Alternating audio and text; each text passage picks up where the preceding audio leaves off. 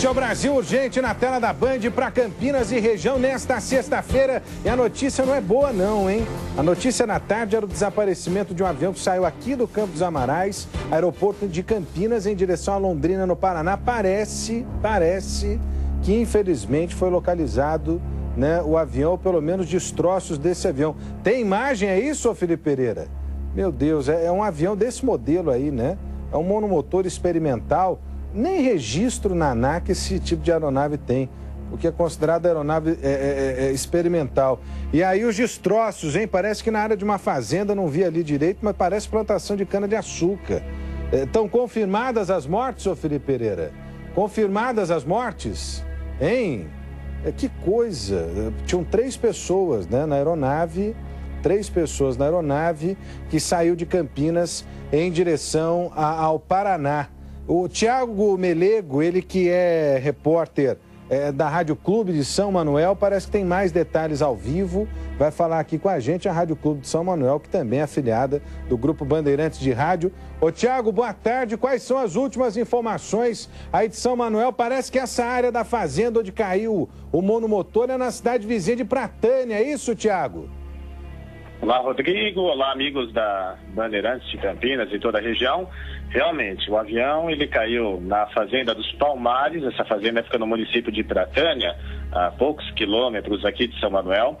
Os policiais militares de Pratânia, eles encontraram um avião por volta de 12h30 de hoje. Os destroços desse avião experimental, né, o Explorer, foi encontrado próximo a essa fazenda Palmares e 2 corpos foram localizados até agora. Um deles é do vereador e vice-presidente da Câmara de Suzano, Gessé Almeida, e a identidade da outra vítima ainda não foi confirmada. No entanto, Rodrigo, as autoridades elas afirmaram que no avião também estava o Rubens Giraldino e o Edson Giraldino. Ele é apontado como dono do avião. Os 2 são de Mogi das Cruzes. E a aeronave ela partiu de Campinas ontem pela manhã, até onde nós sabemos. O último registro que se teve dela foi quando ela fez contato com a base aérea de Pirassununga. Ô Tiago, a gente viu ali a aeronave bastante destruída, mas eu não vi, por exemplo, marcas de que possa ter havido uma explosão. Há algum relato aí do local do acidente a respeito de explosão? Testemunhas chegaram a narrar alguma coisa para a polícia, para a imprensa que esteve lá no local? Rodrigo, a explosão não houve. Nós não sabemos se foi uma falha no motor, o que é que pode ter provocado ainda a queda do avião. Toda a equipe da polícia, ela vai investigar o caso. O que pessoas que moram próximas ao local disseram foi que elas ouviram barulho muito forte ontem e depois desse barulho foi possível ver a asa do avião voando. Então acreditamos que pela pancada que deu no horário, a asa ela acabou se desprendendo da estrutura do avião. E para você ter uma ideia, a asa foi encontrada a 2 quilômetros da carcaça do avião, né? Ou o que sobrou, vocês podem ver através das fotos. Meu Deus do céu, meu Deus do céu. Bom, são 2 mortos confirmados até agora. 3 tripulantes estariam na aeronave, né? Um irmão, 2 irmãos e o presidente da Câmara da cidade de Suzano, que fica... o vice-presidente. O vice-presidente da Câmara da cidade de Suzano, da Câmara Municipal de Suzano. Agora, infelizmente, diante do que relatou aí o Tiago, né, a asa do avião deve ter se desprendido do corpo principal da aeronave, por 2 quilômetros ali, desprendida do corpo principal, acabou localizada mais adiante. É difícil que a gente tenha a possibilidade de sobreviventes, hein? Infelizmente, é difícil que a gente tenha a possibilidade de um sobrevivente.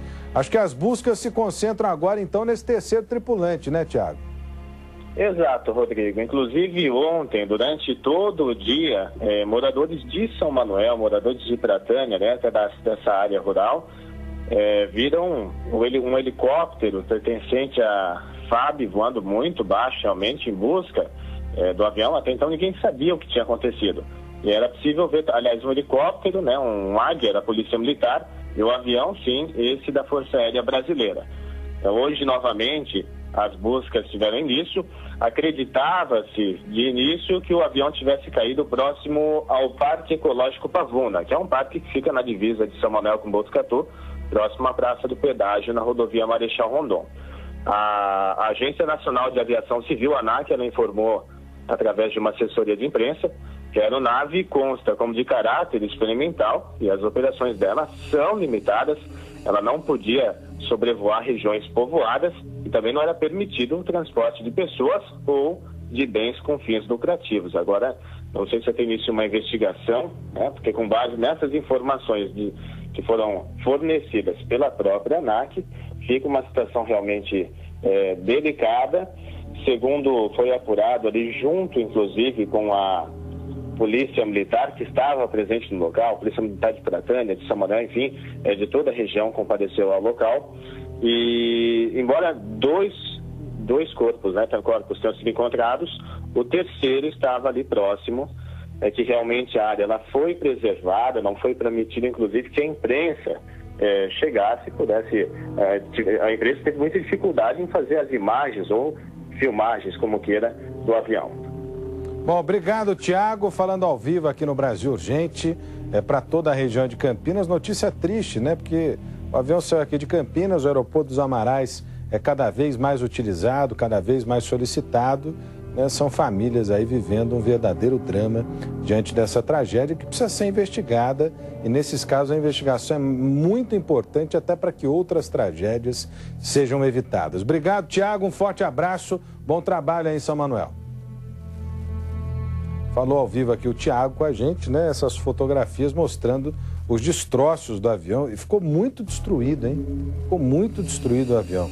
Esse aí é o helicóptero da Força Aérea Brasileira, do Comando Aéreo, né? Da FAB, que fica na região de Campo Grande, no Mato Grosso, e que deu apoio a essa operação de resgate ali na divisa da cidade de Botucatu, São Manuel e também Pratânia. Pode vir comigo aqui, olha. Tem um drama na vida de uma família da cidade de Jundiaí. O Brasil Urgente mostrou aqui em novembro de 2012 a história do Paulo Henrique. O Paulo Henrique é um jovem que teve a vida transformada depois de conhecer um suposto profeta. Ele teria conhecido o suposto profeta, segundo a família, desapareceu com esse profeta, só que depois de 2 anos de procura, sem notícias, a família conseguiu informações do rapaz e a informação que chegou foi a pior possível.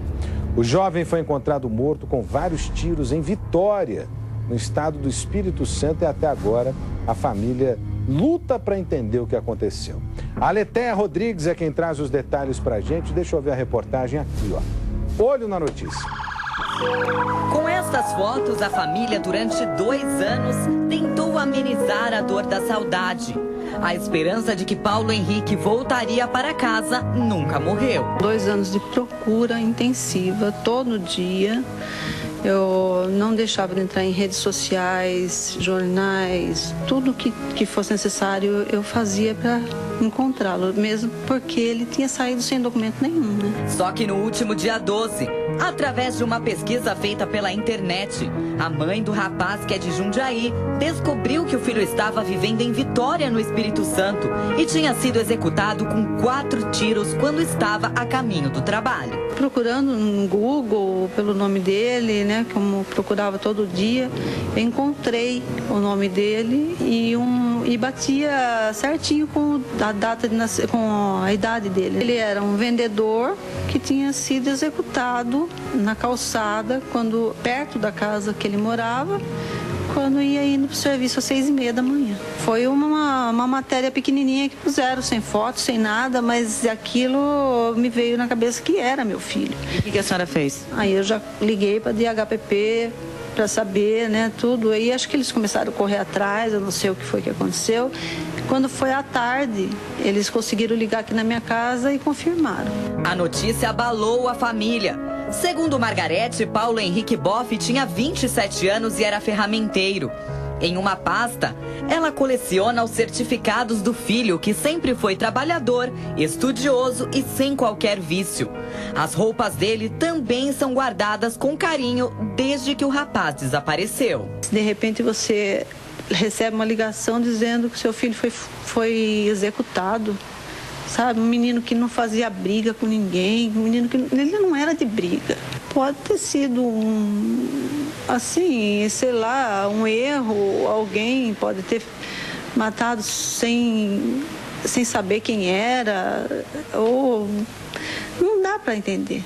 Paulo foi visto pela última vez no dia 31/12/2012 por um avô. Ele foi visitar o idoso na cidade de São Bernardo do Campo e disse que voltaria para casa. Só que o rapaz simplesmente desapareceu, não levou sequer os documentos pessoais e nunca mais atendeu o celular. Segundo a avó, ele falou que tinha caído na água, o celular, para já descartar que a gente já não podia mais ligar para o celular dele mesmo. Mas entrou em contato com um amigo, mas não disse onde estava, falou que ele já estava se preparando, estava juntando dinheiro, que ele ia voltar para casa. A mãe do jovem conta que nunca imaginou que Paulo fugiria sem dar notícia. Mas em 2008, depois que conheceu um suposto profeta, o comportamento dele mudou. Começou a ficar assim, mais agressivo, né? Com a família. Ele começou a querer que todos acreditassem no que ele estava falando. E eu acho que ele não aceitava a liberdade de pensamento da gente. Ele trabalhava e as horas de folga que ele tinha, ele ia fazer a pregação dele de Bíblia e ficar aí no meio do mato, andando de bicicleta com uma turma que também frequentava esse local desse profeta. Ele queria viver na pobreza, ele queria viver como Cristo viveu, sabe? Assim, só pregando a palavra e que não se preocupava com o que comia, o que vestia, essas coisas assim. Neste caderno, Paulo escrevia todos os dias os ensinamentos do profeta e seguia à risca tudo que ele mandava. Uma das regras era se afastar da família. No dia do desaparecimento, Margarete contou que tentou arrombar o quarto do filho, que ficava nos fundos da casa, e se deparou com um homem escondido dentro do cômodo. Falou que ele tinha saído a mando dele para pregar a palavra. Ele não quis falar onde, ele falou por aí, né? Mas que ele ia buscar, que ele ia trazer meu filho de volta. Nunca mais a senhora viu esse rapaz? Esse homem foi embora também e ninguém sabe falar para onde ele foi também. Então, isso aí foi a última pessoa que viu ele aqui em Jundiaí, foi esse profeta. Margarete não sabe como o filho foi parar no estado do Espírito Santo, mas depois da morte de Paulo, uma idosa que vivia com o rapaz contou como foi a vida do filho dela nos últimos 2 anos. A conversa deixou a mãe um pouco mais aliviada. E ela ligou e ela falou para mim assim, para confortar o meu coração, ela falou: não pense que seu filho passou fome, frio, porque nós demos local para ele morar, demos o que ele comer, ele trabalhou para a gente, era uma pessoa muito honesta e muito querida por todo mundo aqui. Ninguém se conformava com o que tinha acontecido. Depois da perda do filho, Margarete só quer que a justiça seja feita. Para ela, são muitas perguntas sem resposta. O coração de mãe diz que há um culpado por essa tragédia. Eu acredito que o transtorno de mente, sim. Transtorno de mente, não posso dizer que não foi, porque ele nunca foi desse jeito. Ele mudou completamente depois que ele conheceu essa pessoa? Totalmente, totalmente. O caso está sendo investigado pela Polícia Civil da cidade de Vitória. Até o momento, ninguém foi preso. Então, aí é uma coisa só que a gente pede, né? Que as pessoas, antes de fazer qualquer coisa para as outras pessoas que possam levar a tristeza da família, pensa bem que não faça nada de mal para as pessoas, sabe? Porque a família inteira sofre, não é só aquele que foi. Aquele que foi sofreu, mas quem fica sofre muito. Olha, uma história difícil, uma história impressionante, né? O rapaz teria seguido esse falso profeta, parado lá no estado do Espírito Santo, 2 anos sem contato com a família jamais perdeu a esperança, a mãe na internet tentando informações, quando conseguiu um sinal, né? Infelizmente o nome dela, do filho dela, apareceu da pior maneira possível em uma notícia de um assassinato. O rapaz acabou executado. Que história triste, hein? Que história triste. Agora, é uma história que se repete em vários lares, né? O rapaz nem tinha levado os documentos. Isso é que não dá para entender. Nem os documentos ele levou de casa. Parece ser só com a carteira profissional. Meu Deus do céu, que coisa terrível, que coisa triste, que coisa triste. Quantas famílias não estão sofrendo da mesma maneira nesse momento, num país de muitos desaparecidos, né? São muitos os desaparecidos, muitas famílias vivendo uma dor imensa, né? Vivendo, né, uma tragédia como essa vivida na cidade de Jundiaí. Que pena, viu? Que notícia triste. Vem comigo aqui, olha, trabalho da Polícia Civil de Campinas, homens da Delegacia de Investigações Gerais da cidade de Campinas, delegados envolvidos, investigadores, conseguiram localizar e prender um dos acusados da morte do cabo da Polícia Militar, o Arides Luiz. Na semana passada, a identificação já havia sido feita, a polícia identificou um maior e um menor. O maior tem 22 anos, fugiu para a divisa dos estados da Bahia e Minas Gerais, foi preso e está sendo trazido aqui para a cidade de Campinas. Me dá aí as imagens, eu acho que o Edson Silva tem mais detalhes a respeito do caso. Esse é o sujeito, olha, que tirou a vida do policial militar de forma covarde, matou o policial de forma covarde. Meu Deus do céu, só está faltando um agora, hein? E está faltando o menor também envolvido no crime. O Edson Silva identificado, localizado e preso o homem que matou o policial militar, hein, Edson? Exatamente, Rodrigo. Uma boa tarde. É um trabalho conjunto de policiais da Delegacia de Investigações Gerais, da DIG de Campinas, e da Delegacia de Espinosa, no norte de Minas Gerais, levou à prisão desse homem aí, o Gullit Fernandes de Oliveira, 22 anos. Ele é apontado como sendo o assaltante que atirou e matou o policial militar Arides Luiz dos Santos, esse policial que tinha 44 anos. O crime foi no início da tarde de 12 de janeiro, num posto de gasolina da Avenida Rui Rodrigues, ali na altura do bairro Jardim Planalto de Viracopos, em Campinas. As câmeras de segurança, como mostramos aí, flagraram o momento em que o assaltante desce de uma moto, se aproxima do caixa do posto, e o policial, que não está fardado, pois estava de folga, também não estava armado, tenta evitar que o homem saque a arma. O PM tenta lutar com o assaltante, mas ele fica preocupado com o outro ocupante da moto, que poderia estar armado. E no momento ali de distração, ele se desequilibra, cai, tenta sair do raio de ação do assaltante, mas acaba baleado e morto. Em Campinas, a Polícia Civil não fala ainda nada oficialmente sobre a prisão. É certo que o homem preso deve ser apresentado, mas a Secretaria Estadual de Segurança Pública não passou qualquer informação sobre essa prisão ocorrida lá em Minas Gerais, na divisa com a Bahia. Aliás, Edson, isso é um problema que nós estamos tendo aqui, né? A Secretaria de Segurança Pública está fazendo uma lambança em relação às informações da violência. Essa secretaria já tem uma dificuldade enorme, porque não dá estrutura para a polícia trabalhar. Polícia Civil, infelizmente, com pouquíssima estrutura. Mesmo assim, eu repito, precisa dar os parabéns aí aos homens da DIG, enfim, aos delegados e investigadores, porque mesmo com dificuldade conseguiram localizar, prender, identificar esse criminoso que tirou a vida de um policial militar de forma covarde. Parabéns à polícia. Agora, é uma lambança o que faz essa Secretaria de Segurança Pública, né? Essa informação nós estamos dando aqui, ainda que não confirmada de maneira oficial pela Polícia Civil de Campinas, porque a cidade de Campinas esperava por essa informação.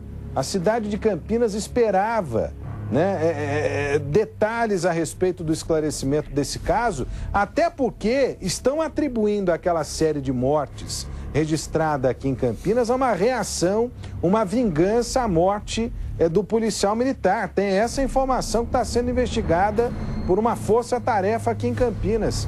Então, mais do que nunca, era necessário esclarecer esse crime. O esclarecimento aconteceu na semana passada. A prisão, nós adiantamos ontem aqui no Brasil Urgente, foi feita na divisa entre os estados da Bahia e Minas Gerais. E a polícia de Minas Gerais, portanto, está escoltando esse preso ao lado dos investigadores da Delegacia de Investigações Gerais. Ele deve ser trazido aqui para Campinas e aí, né, com a garantia da integridade do preso, enfim, a Polícia Civil deve se manifestar a respeito do caso. A Secretaria de Segurança Pública do Estado de São Paulo deveria agir de uma outra maneira, viu? Deveria agir de uma outra maneira. Quanto mais informação e mais transparência em relação a esses casos aí, melhor, viu, gente? Quanto mais informação e mais transparência, melhor. É uma pena que a Secretaria tenha tomado esse tipo de posição. Eu até fico me perguntando aqui por que tomaram esse tipo de posição. Será que estão com medo dos índices de violência interferirem de forma política em alguma coisa, Edson Silva? Porque nós temos o mês de janeiro mais violento da história de Campinas. Se não for o mais violento da história, é um dos mais violentos desde que Campinas foi fundada, hein, Edson Silva? Exatamente, Rodrigo. Chegamos hoje a 27 casos de homicídios, 2 casos de latrocínios, né, que são aquelas pessoas mortas em assalto, que é o caso aí do PM Arides, e também 2 pessoas mortas em tiroteio com a polícia. São 31 casos, portanto.